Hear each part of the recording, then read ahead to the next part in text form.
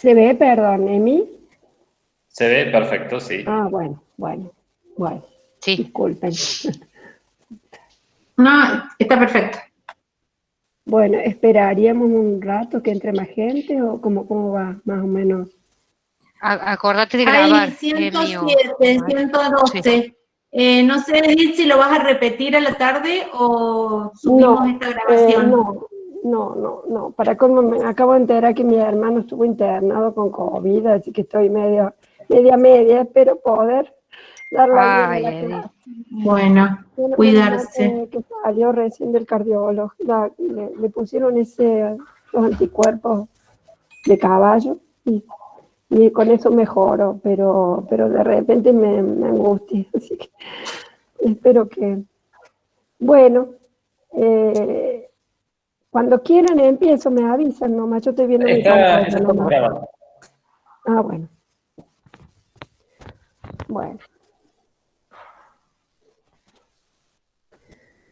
Bueno, vamos a iniciar el recorrido de este trabajo final, el cierre de la materia, tratando de armar esta noción de las constelaciones. Voy a tratar de explicar un poco cuál es el sentido, el justificativo de las constelaciones. Y luego abordaremos algo de la noción de espacio público en tiempos de pandemia y los planos de abordaje, el plano de consistencia, de composición y contingencia. Las constelaciones, como ya lo planteamos desde la primera clase, en realidad nos plantean un desafío, ¿no? Un desafío a nuestra mirada. El caos siempre es un desafío para poder pensar. ¿Por qué? Porque intentamos poner algún tipo de orden, intentamos atenuar de alguna manera ese caos de la realidad.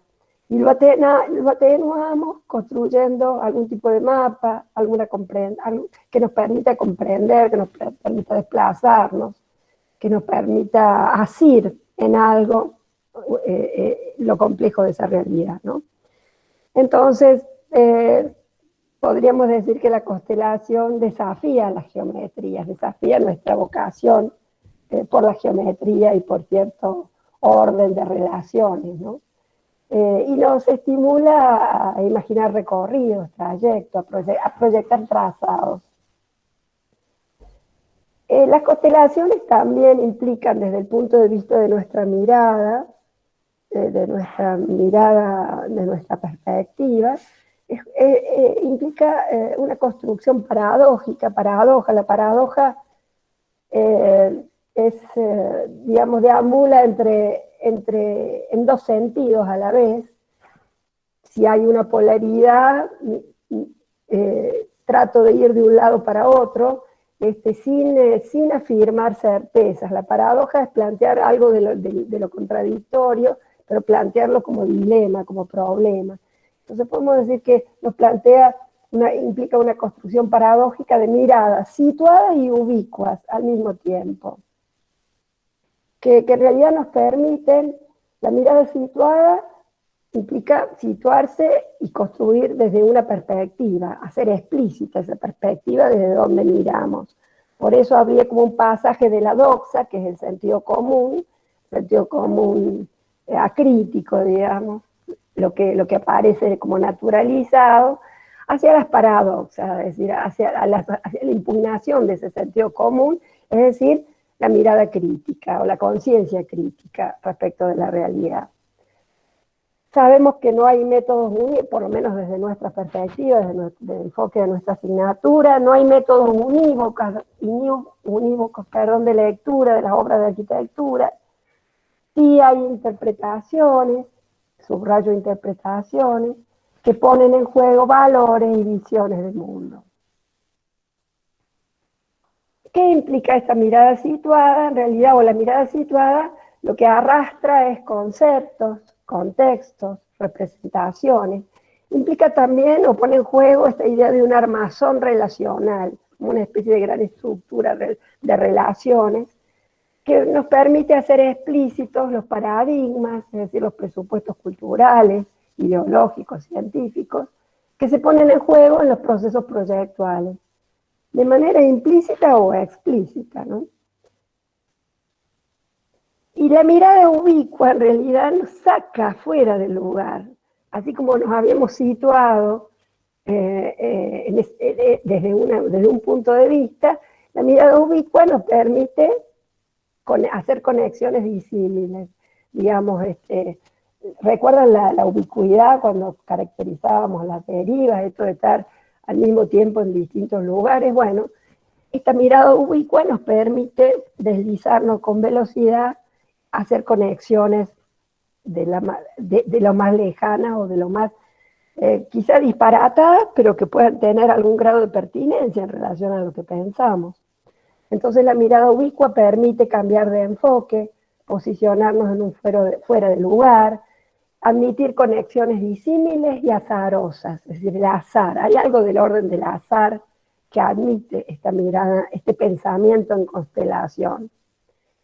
Esto habilita en realidad relaciones novedosas y proyecciones creativas que pueden producir diversos efectos de sentido. La noción de constelaciones la trabajó Walter Benjamin. ¿Recuerdan el filósofo Walter Benjamin? Que yo les leí alguna vez el Angelus Novus, esa tempestad imparable que nos llevaba hacia el progreso, y que él intentaba mirar, el Angelus intenta mirar hacia atrás, hacer revivir a los muertos. Bueno, ese pesar, digamos, por esa cosa imparable de la idea de progreso y del desarrollo del capitalismo que aplana y deja de lado tantas subjetividades y tantas vidas. Bueno, Benjamin habla de las constelaciones y él dice que al pensar le pertenecen tanto el movimiento como la detención del pensamiento. Donde el pensar alcanza la detención, en el seno de una constelación del todo saturada de tensiones, es donde aparece la imagen dialéctica. Y eso es la cesura, el corte, el hiato, el quiebre, en el movimiento del pensar. Como si de repente en la vorágine de movimientos y de pensamientos, de repente se congelara una determinada situación, una especie de foto, donde yo conecto determinadas situaciones y relaciones, y eso opera como una constelación, como un marco, como un referente, como un armazón conceptual que nos permite entender la problemática que estamos tratando de entender. La constelación como una retícula de conexiones significativas entre elementos independientes y distantes. Si pensamos en la obra de arquitectura, entonces no se trataría solamente de la obra y su entorno inmediato, sino de repente la conexión la podemos hacer con algo del orden de la historia, con algo que está alejado espacial y temporalmente, pero que nosotros podemos encontrar algún tipo de relación. Ya la semana que viene vamos a abordar un poquito más las dimensiones del proyecto y las posibilidades que ustedes tengan de hacer una transferencia de este pensamiento en constelación en relación a sus propios procesos de proyecto en arquitectura. Esta es una imagen de la Bienal de Venecia. Fíjense cómo de repente aparece la obra, la escala de la obra, y de repente otra escala que pareciera que no tiene nada que ver, que es esta escala del territorio y del paisaje, lo inmensamente grande, lo infinitamente pequeño, de repente posible de ser conectados a partir de este pensamiento que nosotros entendemos que operaría como una constelación. O de repente, no sé si acá lo ven, hay como aparece como una construcción de China, ¿no? No sé si lo ven pequeñito, dentro de ese gran cuadro que hay ahí, como si estuviera la casa, infinitamente pequeña, y el territorio, el espacio, la tierra, lo insondablemente grande. Todo en una imagen. Y además una dimensión plástica que aparece en la imagen que cobra una fuerza comunicativa muy grande. Hay un concepto que es de Heidegger, que él lo llama el Gestell. Gestell significa el armazón. La constelación es un armazón. Y ese armazón sustituiría a la idea como base epistemológica. Es decir, si antes se pensaba, que la idea era como la base, la idea de proyecto, la idea de diseño, digamos, una idea rectora, orientadora del proceso de diseño, de repente ahora ya dejamos de lado que el hecho de que haya una idea rectora, sino que en realidad lo que armamos es una especie de armazón relacional que nos permite complejizar un poco, en especial los procesos de diseño. Nos dice Saera Polo, un arquitecto, Alejandro Saera Polo, que la idea implicaría un conocimiento representativo, es decir, podríamos pensar mimético, como si hubiera una idea inspirada en algo del orden de la mímesis, de la analogía.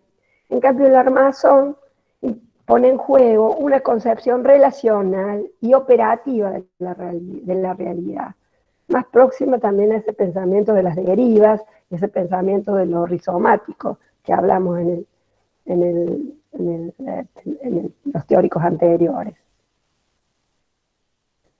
Bueno, desde nuestra materia, las constelaciones, en realidad lo que hacen, o lo que intentan hacer, ese pensamiento en constelación, articula los paradigmas con los diagramas y con las lógicas de proyecto.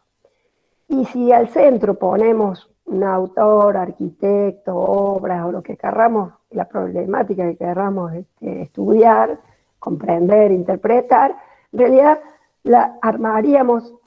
construiríamos ese armazón relacional vinculando estos paradigmas que en el caso de nuestra materia son los paradigmas que estudiamos desde el comienzo de año, ya los voy a repasar más adelante, más el cúmulo de diagramas, de representaciones que se ponen en juego en las lógicas de proyecto. Entonces, el paradigma orgánico, el ontológico y el tecnológico vinculado a las lógicas de proyecto y a la cantidad de diagramas y representaciones que podamos armar. Cuando hablamos de lógicas, hablamos en realidad de criterios para proyectar, argumentos para analizar y otorgar valores. Es decir, nos sirve de manera para proyectar los procesos de diseño y también desde una mirada analítica, teórica, para poder argumentar y otorgar valores a lo que estamos estudiando. Entonces, las lógicas eran estas, haciendo repaso, las analógicas y tipológicas, las analítico-abstractas, racionales, del orden frío, las fenomenológicas del orden cálido, y las rizomáticas de procesos postestructurales. Estos esquemas inclusive están en el libro Constelaciones. Y todo esto vinculado, todo esto, cada una de esas lógicas pone en juego concepciones acerca del habitar. El habitar como el pensamiento de la arquitectura como organismo y mecanismo, donde aparece la máquina, los artefactos, e inclusive el pensamiento sobre la ciudad como una gran fábrica urbana, no solo sobre la casa o la obra de arquitectura, y sus categorías, la constelación del orden frío, la relación sujeto-objeto, el habitar como firmitas utilitas venustas, retomando, haciendo un juego con las categorías de Vitruvio, el habitar como experiencia de existencia, los perceptos, los afectos, los conceptos, más que todo les muestro esto como para refrescar algo de lo que vimos, porque en realidad esta unidad, la de las constelaciones, no agrega conceptos o conocimientos nuevos, sino que en realidad retoma todo lo anterior, lo retoma, lo junta, lo complejiza para que ustedes pongan en juego este pensamiento en constelación y puedan en determinado momento integrar conceptos que provienen a lo mejor de distintos paradigmas y de distintas lógicas de proyecto. Lo que sí es interesante ver como cada uno de estos paradigmas, en cada uno de ellos, las representaciones cambian totalmente. Las representaciones, la mirada cambia, de repente, fíjense acá la mirada puntual o la mirada próxima, cercana, sobre la materia, sobre un objeto, o como aparece allá arriba el diseño de una casa, de un habitáculo para niños, que se hace a partir de la silla, de los movimientos que el niño hace jugando con una silla. O también desde lo que se llamó el genius loci, el genio del lugar, como si el lugar estuviera de alguna manera animado, ¿no? Inspira también esa mirada del orden cálido. Las derivas contemporáneas, en contraposición, ponen este juego del territorio, de las capas, de los estratos, lo rizomático, ponen en juego también todo lo vinculado a la ubicuidad tecnológica, a las telearquitecturas, al habitar la cibervirtualidad, las teleespacialidades, la fragilidad de los vínculos, las deslocalizaciones, lo que llamamos las lógicas rizomáticas, ¿no? Y las derivas. ¿Cómo pensaríamos ahora las constelaciones en términos de habitar? Podríamos, desde nuestro enfoque, podríamos pensar que se trataría ya de un habitar como devenir creación. El juego, esta mirada en constelación pone en juego el habitar como devenir creación. Devenir es una categoría nietzscheana, Nietzsche desarrolló esa categoría. A ver si tengo...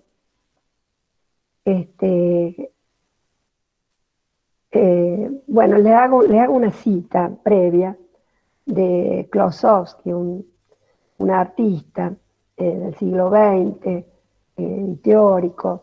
Él dice, fíjense, en especial en relación a la creación, ¿no? Es decir, tenemos dos términos, devenir y creación, una conjunción de estos dos términos.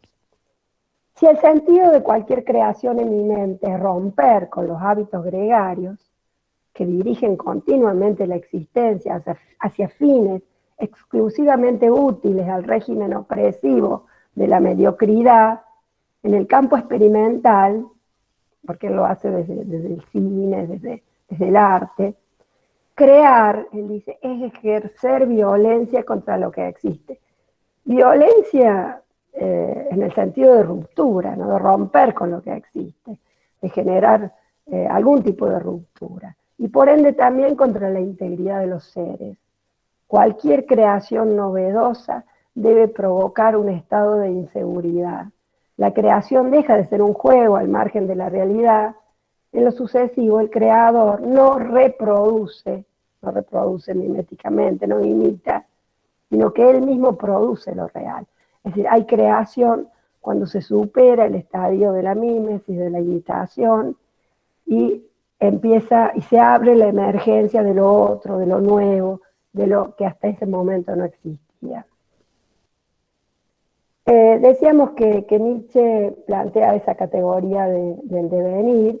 Para recordando un poco de Nietzsche, para él no hay hechos, sino hay interpretaciones, hay solo interpretaciones. No significa que no hay hechos, que no pasan cosas pero en realidad esas cosas no hablan de por sí solas.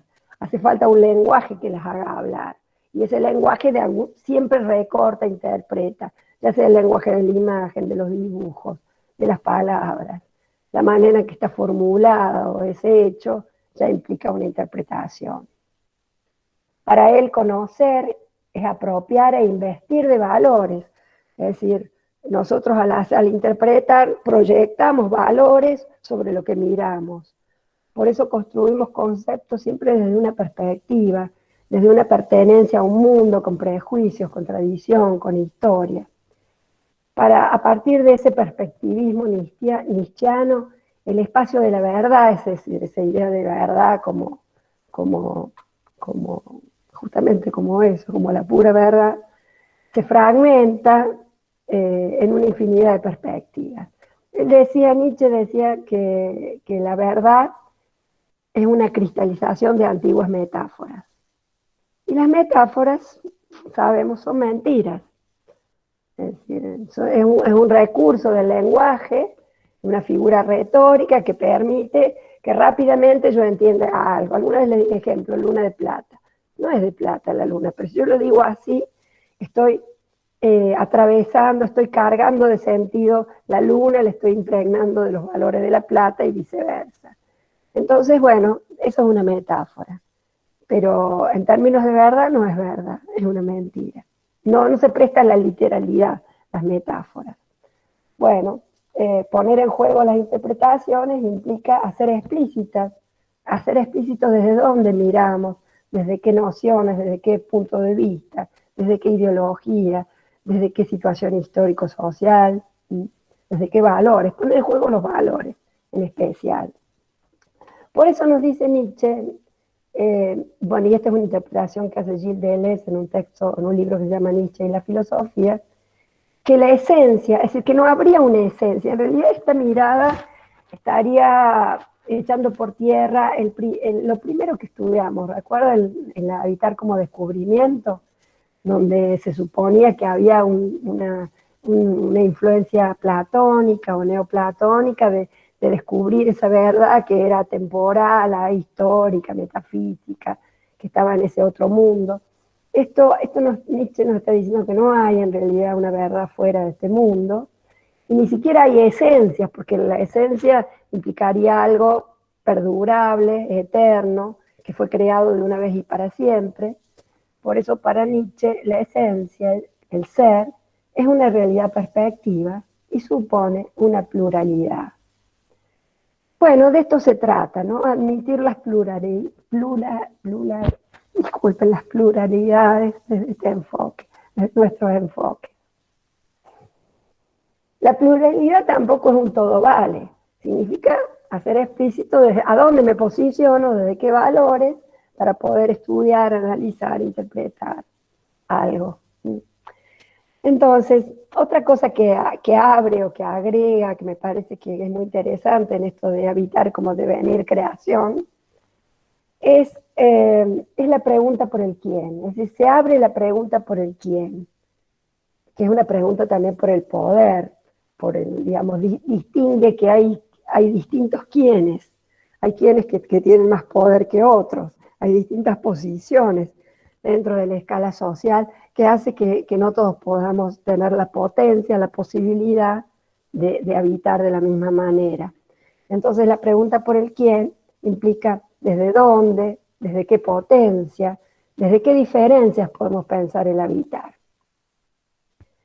Entonces esto de quién interpreta alguna respuesta estimativa que nos da Nietzsche, es que no se trata ya de un sujeto, no es el sujeto fuerte, ni siquiera del orden cálido, ese sujeto situado, que a partir de él, ese sujeto fenomenológico, a partir del cual se constituye el lugar, no un sujeto, no un yo, sino una pluralidad de fuerzas, porque pensemos, yo, ya decía un filósofo alemán, yo, otro. O sea, yo soy muchos al mismo tiempo, depende en qué ámbito, en qué circunstancias, en qué entorno. De repente soy madre, de repente soy docente, de repente soy mujer, de repente soy lo que sea. Puedo ser muchos al mismo tiempo, una pluralidad de fuerzas. Un juego de interpretaciones que él llama una voluntad de poder, creadora de mundos, de múltiples configuraciones perspectivistas. Entonces, la interpretación desde esta mirada ya no es un ser, sino un devenir, una pasión. En la Bienal de Venecia en 2018, fíjense cómo armaban de alguna manera las muestras algún tipo de constelación en relación a las temáticas. Entonces podía conjugarse estas especies de esculturas matéricas que invitaban a la proximidad, la red, el network, la imagen, las perspectivas lejanas, el territorio, la obra de arquitectura, todo armando una especie de gran constelación. ¿Cómo vamos a abordar esto de las constelaciones? Quiero enlazar con lo que venimos trabajando, los planos que venimos trabajando, el plano del Arjé y del Tectón. ¿Recuerdan que trabajamos, que hemos ido reiterando en los distintos ejercicios, en especial en los parciales? Ese plano de consistencia, ese plano del Arjé, en realidad, el de la teoría, el de los principios, lo podemos pensar como un plano de consistencia. La teoría, si algo nos brinda, es algún grado de consistencia. Ahora ese grado de consistencia se da en un recorte, en un plano, en una dimensión en la que se ponen en juego determinadas nociones y categorías y presupuestos teóricos. A eso lo vamos a enriquecer con el plano del tectón, del trabajo, de la praxis, que ya sería específicamente un plano de composición. Ese plano de composición donde aparecen los diagramas, la lógica, todo lo que... pero lo vamos a pensar acá ya como un plano de las rupturas, de lo otro, de la creación, porque justamente en ese plano de composición es donde aparece la emergencia de lo nuevo, de lo otro. Y estos dos planos que veníamos trabajando, el arjé y el tectón, arquitectura, le vamos a agregar un plano de contingencia que tiene que ver justamente con esta noción del devenir.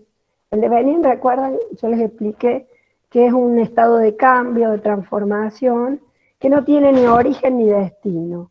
No sabemos muy bien de dónde proviene, un origen cierto, ni sabemos muy bien hacia dónde va, cuál es la finalidad. Un poco en este momento estamos en ese estado de devenir. La pandemia nos pone en juego esta especie de lo incierto, lo abierto, lo que no sabemos cómo va a concluir, cuándo. Tenemos la esperanza de que esto termine más o menos bien y a no muy largo plazo, pero genera una incertidumbre muy grande. Es el azar, estamos sometidos también a ese azar, al acontecimiento. Sería un plano pragmático, ¿no?, de las acciones. Entonces, los dos planos, el de consistencia y el de composición, lo vamos a enriquecer con el de la contingencia, para cerrar este cursado de la teoría. Acá lo que hice es agregarle, dentro del plano de consistencia, la mímesis, lo mismo, el descubrimiento, el orden frío, el orden cálido, las derivas contemporáneas, es decir, cada uno de estos planos arrastran todo lo que venimos estudiando. En el plano de la composición, las lógicas del proyecto tipológicas, racionales, fenomenológicas, rizomáticas. Y en el plano de la contingencia, particularmente, esto de la pandemia, la virtualidad, bueno, todo lo que querramos conceptualizar desde el hoy. El tema que ustedes que vamos a tratar de desarrollar en este poco tiempo que nos queda, uno de los temas, el primer tema, es el espacio público en tiempos de pandemia. Ya trabajamos el espacio de lo privado, el espacio de la casa, el habitar la casa o el quédate en casa en tiempos de pandemia. Miramos algo del orden del domicilio, del espacio de lo íntimo. Ahora no nos podemos quedar encerrados en nuestra caverna, pequeña caverna privada, sino que en realidad para ampliar, para armar ese pensamiento en constelación, debemos retomar el trabajo de las derivas y ponerlo en relación al espacio de lo público. El espacio de lo público es la calle, el afuera, las plazas, y el espacio también de la virtualidad. Esto lo tienen en la guía de trabajos prácticos, que ya está disponible en el blog. Entonces, hemos definido que ese plano de consistencia de la teoría tiene que ver con en términos de relación sujeto-objeto, con las disoluciones, las subjetividades, y algunas de las temáticas en las que podemos prestar atención es el tema de la densidad en las ciudades, la movilidad, los espacios de encuentro, la socialización entre balcones, a través de, junto a, desde arriba, desde abajo, el panoptismo digital. Es decir, creo que ahí están un poco las claves del plano de la ARGE, el plano de la consistencia, para poder, a partir de eso, mirar algo del orden del espacio público. En el plano de la composición aparecerían las rupturas, lo otro, los diagramas de relación, las imágenes, las palabras, las formas, las disoluciones. Seguimos en estado de disolución y de deriva en nuestra contemporaneidad, que creo que sería lo más fuerte para mirar en este momento. Y en el plano de la contingencia, como ya dije, la problemática de la pandemia, que las relaciones entre el aislamiento, el distanciamiento social preventivo, las máscaras, el recurso a las máscaras, pensemos en Paul Preciado, ¿no? En esos textos de Preciado donde habla de esta especie de prótesis que nos envuelve, las espacialidades marcadas, los contagios, la contaminación, la sociedad del cansancio de Han, de Byung-Chul Han. Es decir que en realidad para poder mirar algo del orden del espacio público en este contexto de pandemia, nosotros podemos recurrir a distintos autores y no hace falta que sean autores nuevos, pueden ser autores que ya hemos trabajado. Le hemos agregado 2 o 3 autores en el blog para reforzar un poco esta mirada, pero en realidad ustedes van a interactuar con todo lo que ya saben, con lo que han estudiado, con lo mejor que les ha quedado del cursado de esta materia. Les aporto algo de Adrián Gorelick, que es un arquitecto, también doctor en historia, hizo el doctorado en historia en la Facultad de Filosofía de la UBA, y él teoriza de manera, a mí me parece, de manera muy clara, muy interesante el espacio público. Y él nos dice esto, esto está en un libro que se llama La trama, bueno, ya me voy a acordar, ya después se los digo. No es el mero, la grilla y el parque, así se llama el libro, La grilla y el parque, que fue su tesis doctoral. Dice así, no es el mero espacio público, no es el mero espacio abierto de la ciudad, tampoco modelos invariantes, tipologías, artefactos definidos por cualidades físicas y explicados por la evolución de un discurso disciplinar de larguísima duración. Es decir, no son solo las plazas, las calles, si la vemos como tipologías, como modelos, como si la vemos solamente desde sus cualidades físicas, ¿no?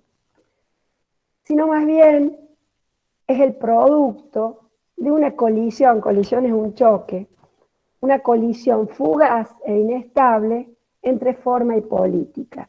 Acá está articulando entonces la esfera de la polis, la política como polis, la ciudad, las cívitas, la condición de ciudadanos que tenemos, con las formas espaciales, las formas físicas.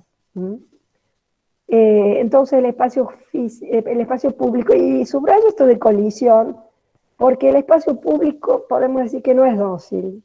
El espacio público es el espacio donde hay conflicto, porque hay mezclas, hay accesos disímiles al espacio público, y hay conflictos por el acceso y por la permanencia en esos espacios, por ganar el espacio. En definitiva es una conquista, esto del espacio público. Un espacio de lucha también. En una entrevista muy reciente que le hicieron a Gorelick,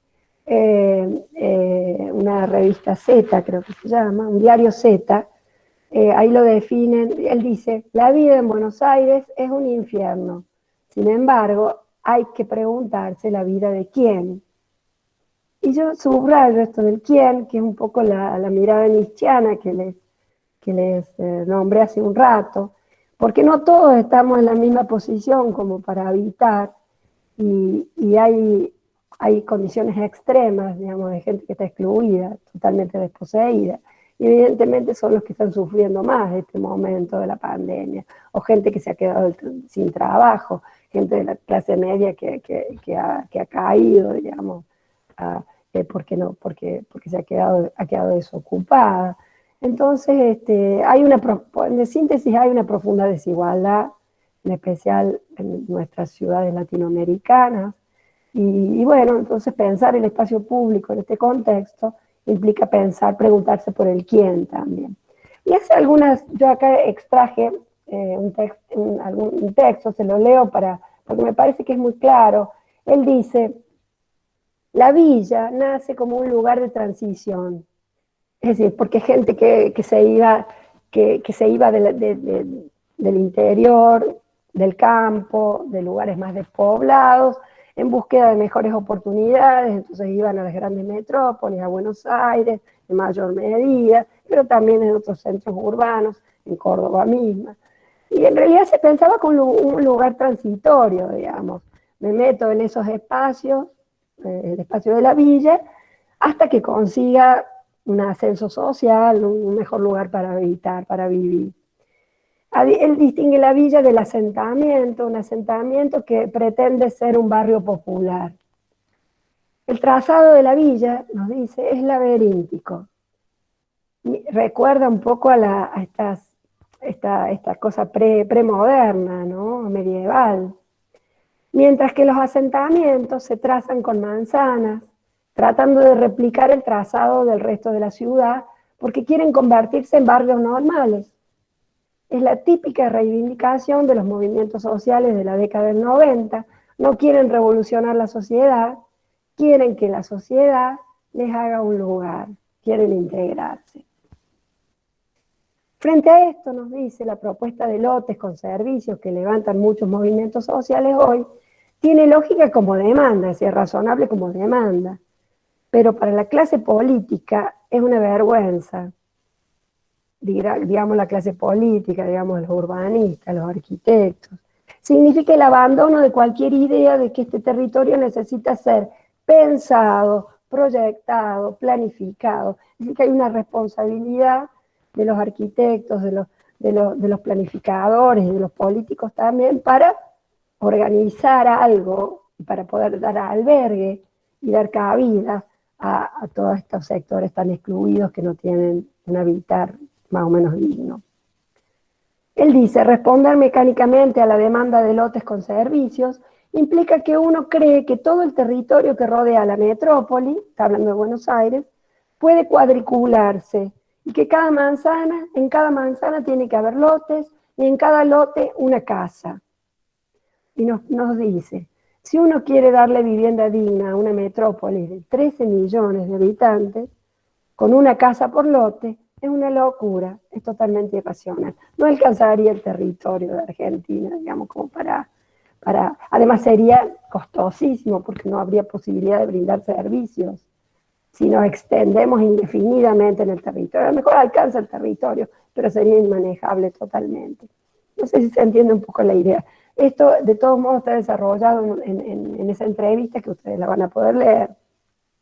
Pero es como para que entendamos que en realidad la problemática, y esto seguramente lo van a retomar en las materias de urbanismo, en años posteriores, en años siguientes, en el transcurso de la carrera, en las materias de arquitectura, pero ya que estamos haciendo una reflexión acerca del espacio público, me parece que la pregunta de cómo vivimos, cómo habitamos, cómo podemos vivir juntos y en qué ciudad podemos vivir, son preguntas que quedan abiertas. ¿Sí? Él dice que lo que hace 50 años reivindica el pensamiento planificador es que el Estado compre tierra barata, suburbana, para pensar cómo tiene que ser la expansión, no para cuadricular todo en todo el territorio del conurbano. Digamos, las grandes problemáticas también de contagio tienen que ver también un poco en contraposición, por un lado, paradójicamente, por un lado el hacinamiento, el amuchamiento, que impide un mínimo resguardo, distanciamiento, y en contraposición, la expansión indiscriminada por fuera de la ciudad, como tenemos acá, fíjense arriba a la derecha, esas ciudades que construyó, esos barrios de la época de la Sota, esos barrios ciudades, Ciudad Evita, Ciudad de Mis Sueños, donde había unidades en extensiones de tierra por fuera de la circunvalación, en donde se desalojaba gente del centro de la ciudad, de las villas, y se la mandaba a esos especies de barrios ciudades, barrios guetos. Bueno, son las paradojas, ¿no? Son los contrastes, las polaridades, que nos permiten pensar en un entre estas situaciones extremas. Y por otra parte, un condimento más que él agrega, a partir de los 90 lo que pasó fue exactamente lo contrario. Aparecieron los countries y los barrios cerrados que distorsionaron el sistema de valor de la tierra. Porque evidentemente tierras que antes no valían nada, que estaban en la periferia, de repente una operación inmobiliaria de cercado, una especie de ideología, digamos, de una especie de paraíso perdido en la tierra, o hallado, mejor dicho, paraíso hallado, localizado en un lugar extramuros, pero cercado, con vigilancia, una especie de gueto, digamos, de élite, que nos resguarde, digamos, de la temible jungla urbana, generó una distorsión en el valor de la tierra, porque comprar un lote en esos barrios cerrados es algo de acceso muy limitado a muy poca gente. Fue una fabulosa operación inmobiliaria basada en una especie de expectativa por tratar de disminuir, de vivir más seguro, ¿no? Entonces, a partir de los 90, dice, lo que pasó fue exactamente lo contrario. Aparecieron los countries, los barrios cerrados, que distorsionaron el sistema de valor de la tierra. A cada municipio le convino tener eso porque significaba más ingresos. Se hizo imposible que el Estado regulara el mercado del suelo. Bueno, él nos está planteando diversos dilemas, conflictos y dificultades para poder entender algo la manera en que habitamos las ciudades. En ese sentido, podríamos pensar también que el espacio público es un espacio político, es decir, que plantea la cuestión del poder, del cómo vivir juntos. Jordi Borja, un teórico, urbanista, nos dice algo que me parece que es muy importante también: la calidad del espacio público se podrá evaluar sobre todo por la intensidad y la calidad de las relaciones sociales que facilita, por su fuerza mixturante de grupos y comportamientos, y por su capacidad de estimular la identificación simbólica, la expresión y la integración cultural. Esto de la fuerza mixturante del espacio público, la calidad del espacio público medida por esa intensidad de las interacciones sociales. Esa fuerza mixturante implica la fuerza de la mezcla de lo diverso, no la mezcla de todos los que estamos igual, de todos los iguales que estamos encerrados en un gueto, de pobre, de rico, de lo que fuera, sino los espacios públicos como aquellos espacios que posibilitan el encuentro con el otro distinto, el otro diferente. Cuando mis padres eran chicos, no había, por ejemplo, escuelas privadas, era todo público, había escuela pública. Y en la escuela pública se encontraban los chicos que venían, los chicos muy pobres, con los muy ricos, con los medianos, con distintas extracciones sociales, distintas culturas. Y la escuela justamente era un espacio público que hizo posible la integración, no o sea, con conflictos, por supuesto, pero la gente aprendió, los distintos aprendieron a vivir juntos, aprendieron a vivir con el otro diferente, que tenía otra extracción social. La universidad pública, lamentablemente en este momento estamos aislados, pero también la universidad pública es un artefacto de las más altas calidades en términos de espacio público, porque permiten que alumnos como ustedes, de distintas extracciones sociales, y geográficas y culturales, de repente se reúnan en el espacio del aula. Bueno, ese es el valor, creo, del espacio público. En ese sentido es un espacio político, en el mejor sentido de la palabra política, ¿no? Por eso el espacio público activa diversas prácticas de sentido, múltiples, heterogéneas. Lo público y lo político referidos ambos a lo común. El espacio de lo común, el espacio de todos, todas y todes. Yo puse como ejemplo algo esto del Parque de las Tejas, ciudad universitaria, que si bien fue criticado porque ahí estaba antes la Casa de Gobierno, y había toda una tipología de claustros que podía tener algún relativo valor histórico, y eso se demolió, pero más allá de eso fue como un recuperar algo del orden de lo colectivo, ¿no? Un espacio indeterminado, indeterminado, abierto, en el sentido de que no está marcado totalmente para qué sirve. Hay un puente, algo de la índole del puente, como decía Heidegger, que hace posible la construcción de un lugar posible de ser apropiado y apropiable.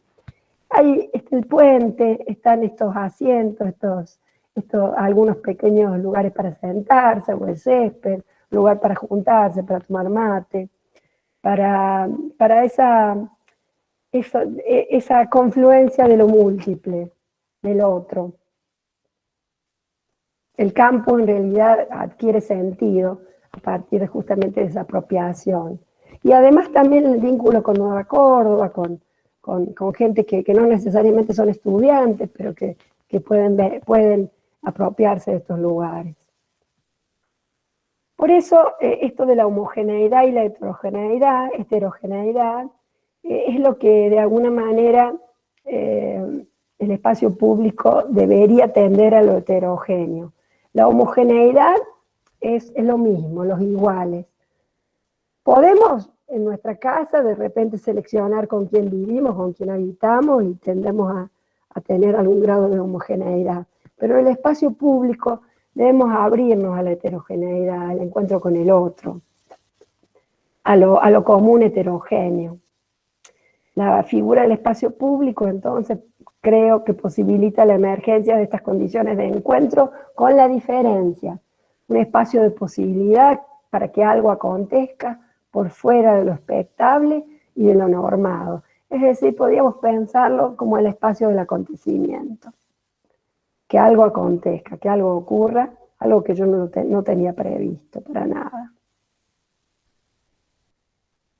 Bueno, el espacio público también está atravesado por lo panóptico, por las temporalidades panópticas. Nos decía Baudrillard, allí donde todo se da a ver, Baudrillard es un filósofo francés que en este momento que escribió un artículo que se llama así, Gran Hermano, espejo de nuestra banalidad. Él murió antes de que es previo a Han, digamos. Él estaba hablando del momento de los reality shows, ese gran hermano que a su vez tenía que ver con el gran hermano de George Orwell, ¿no? Esto de mostrar nuestra vida íntima y exponerla al espectáculo, a la publicidad.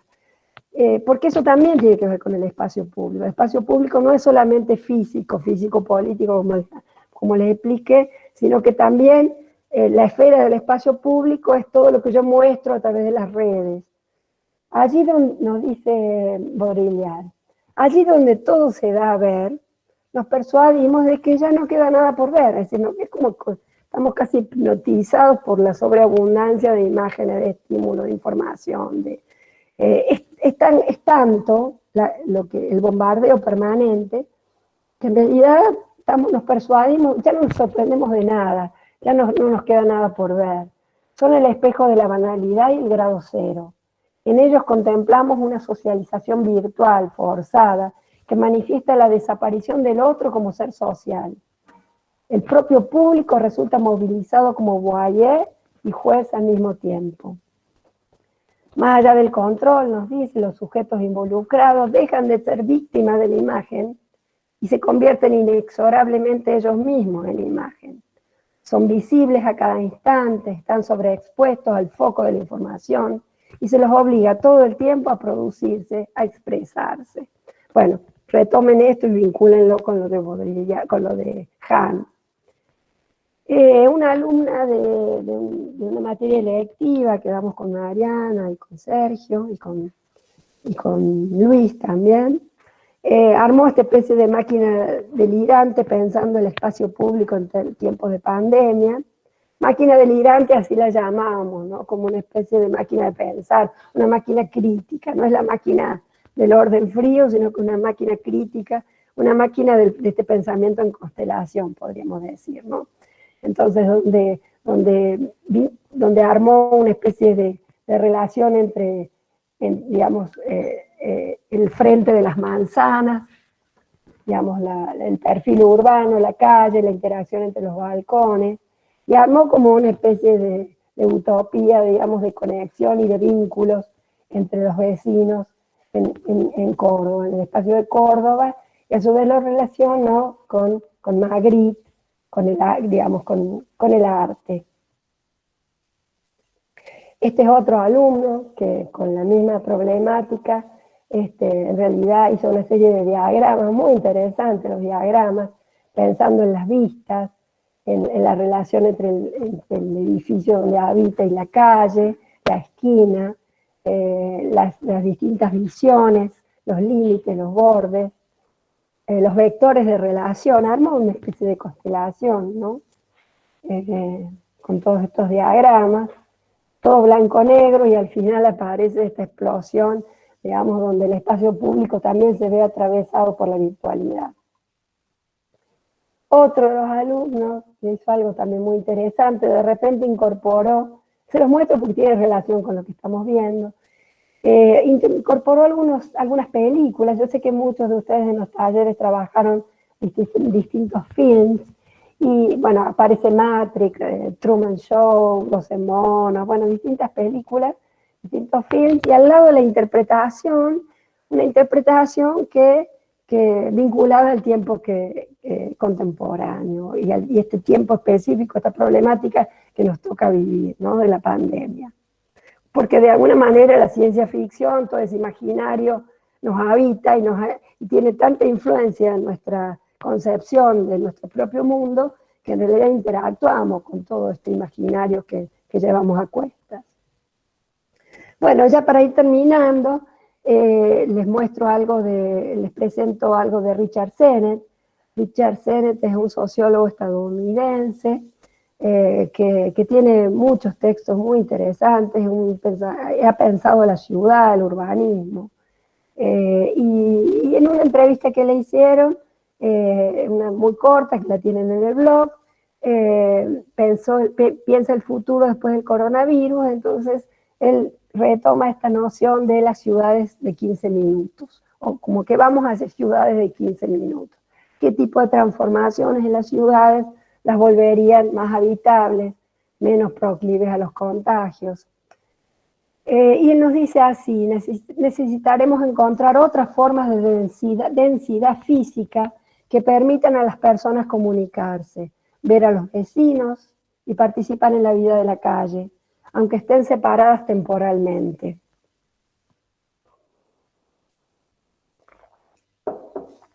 Él también nos dice que la pandemia plantea a los urbanistas el reto de repensar la arquitectura de la densidad.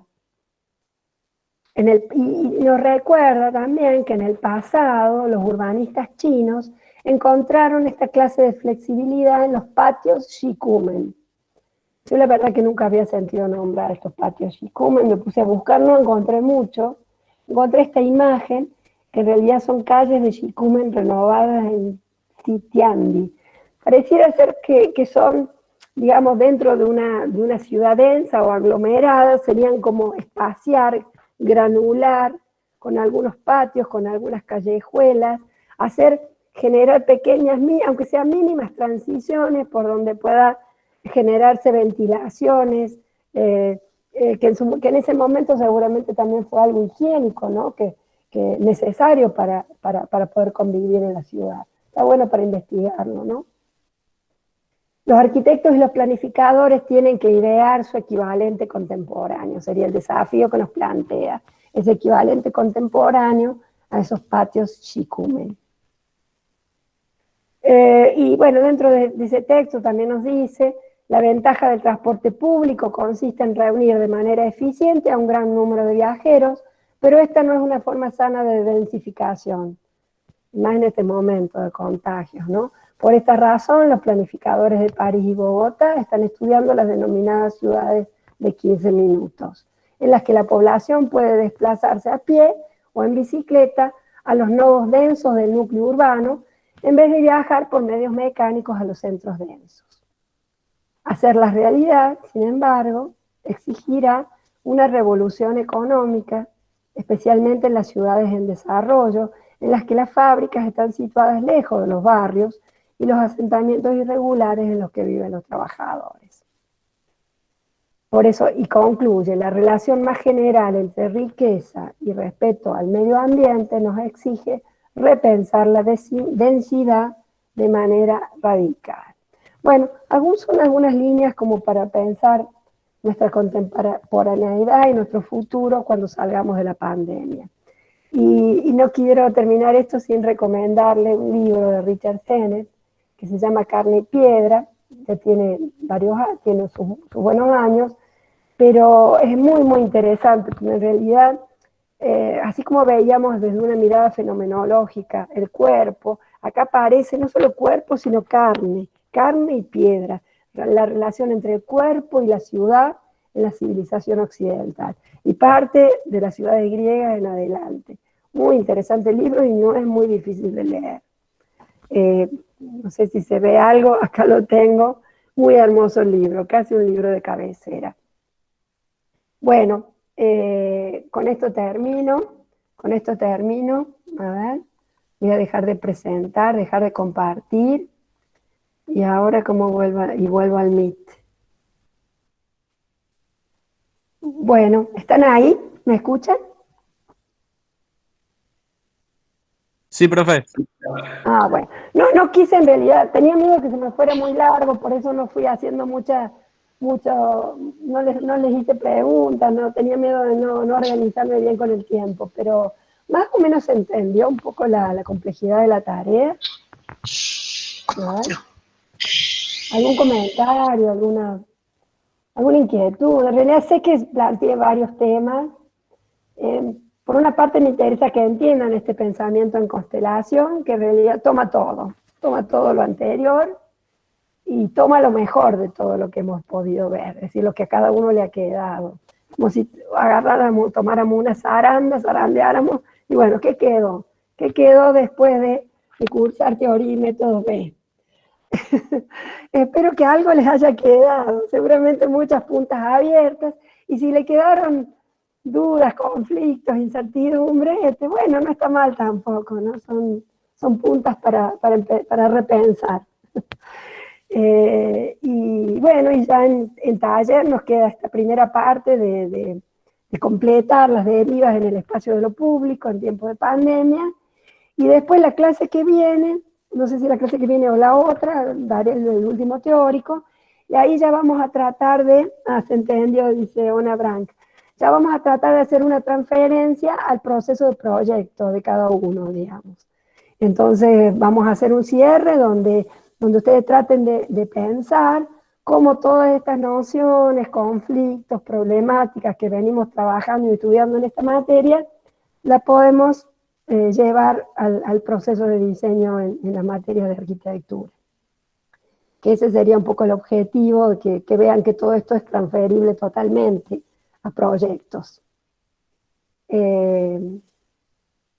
¿Algún comentario? ¿Algo que quieran preguntar?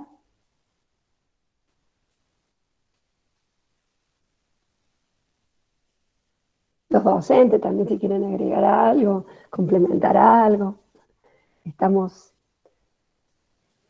bien en tiempo, así que tienen tiempo para relajarse un ratito y después volver al taller. Ahora yo veo a Sergio que se ha conectado. Yo creo que se entendió bien todo, pero ahora hay que poner en jaque, digamos, todo lo que aprendimos justamente. Es como que hay que terminar de tener ideas y ponerlas todas, o sea, conseguir que todas esas ideas trabajen entre sí. Como que estamos viéndolas cada una por separado y ahora hay que hacer que esas ideas se complementen entre sí y poner en jaque eso. Perfectamente, de eso se trata. Fíjense, acá dice Rebeca, es un ejercicio integrador que parece muy interesante, gracias, profe. Claro, justamente ese es el desafío, digamos, pensar que podemos integrar algo de lo mucho que hemos visto, algo, lo que mejor nos parezca, lo que nos ha parecido más relevante y significativo, para poder mirar este tiempo que nos toca vivir. Años anteriores, lo que hacíamos en este trabajo final era tomar un concurso digamos, tomábamos un concurso de no demasiada complejidad, ya sea de vivienda o de alguna institución o lo que fuera, y entonces estudiábamos la base del concurso y tratábamos y la resolución del jurado, y tratábamos de ver qué paradigmas subyacían por detrás de estas distintas propuestas, tanto de los proyectistas que habían hecho participar en el concurso, como la ideología, digamos, del jurado, la ideología de los que planteaban las bases, es decir, la ideología o por lo menos los paradigmas que se ponían en juego. Era un ejercicio muy lindo, pero entendimos que en este momento estas lógicas del acontecimiento nos llevan a repensar este momento y a completar el ejercicio anterior de las derivas, que fue muy interesante, muy bueno, y complementarlo con esta mirada respecto del espacio público. Liliana dice algo, a ver, se ve que no tiene audio. Liliana Ross, creo que abre al trabajo final claramente, ahora es una tarea de pensar, integrar y transferir, es un desafío. Sí, es un gran desafío para todos. No solo para ustedes, para nosotros también, ¿eh? No se vayan a creer que estamos fuera, ¿no? No tenemos ninguna receta. Estamos experimentando también.